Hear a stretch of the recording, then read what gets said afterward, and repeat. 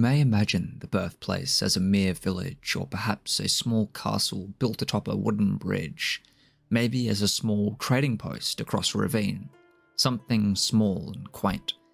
Nay, imagine in your mind's eye a vast bridge constructed out of blocks of greyish-black granite, each piece so large that it is impossible that even troves of humans over hundreds of years could move but one. Now imagine the width of the bridge, so vast that on horseback it would take over a day to cross its width. Its length, it would seem to be almost impossible.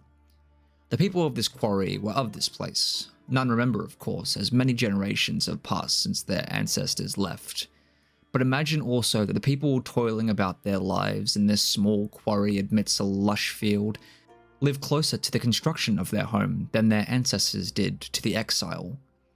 The quarry long precedes them, yet they do not mind the ancient and even decrepit nature of their home. They live contentedly, harvesting the minerals that remain in the walls of the quarry.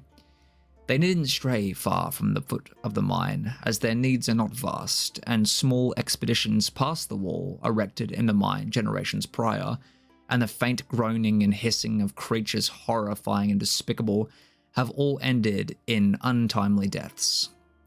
At least, that is what could be said, as the bodies of those explorers never were retrieved. But the people of this quarry heard the screaming faintly from the caves in the deep hour of the night, and assumed their fate was sealed.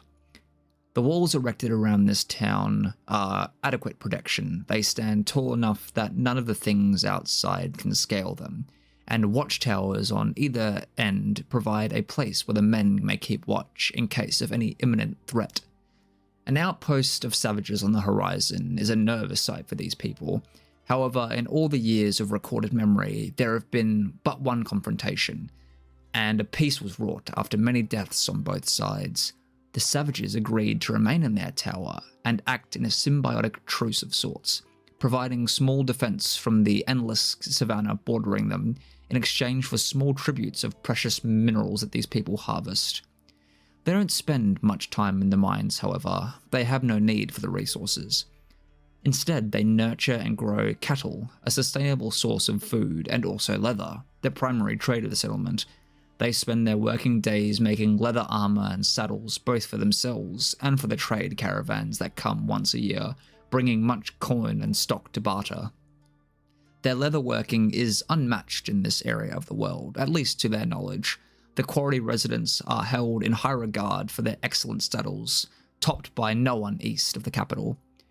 There also remains a small group of lumbermen and stonecutters constantly at work, reinforcing the slowly crumbling walls and ensuring that they nor the mines beneath their feet collapse.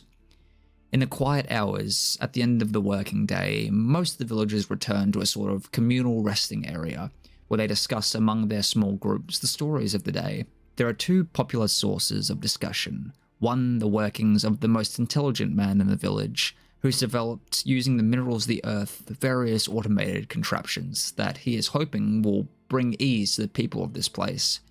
However, the extent of his success is a small retractable door that the villagers can use to access the small lake outside their walls. The lake bears no food, sadly.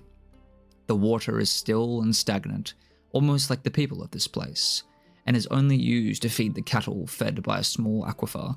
The other resident frequently discussed is the one who resides atop the main storehouse for food. That floor is unused by many as the floor is not stable and the people lack the skills to repair it. The resident arrived heavily wounded and barely alive, coming down from the northern hills, and he was taken in.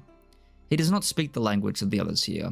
He merely brings in food from hunting, and in turn is fed by the cooks, and maps out the surrounding area as much as possible with the danger lurking around every corner. You can see the stagnation and the lost craftsmanship in these buildings, holes being filled with packed mud and the walls and walkways being held together by flimsy wooden beams, the walkways pounded into gravel from generations of foot traffic. This place is crumbling and stagnating, and the ancient arts that allowed it to be built are long since lost to time. Most importantly, these people don't desire to learn. They are content with what they have. They are pleased with their woodwork and their trade of leather. One could say this is a good thing. The pursuit of being content rather than the ambitious.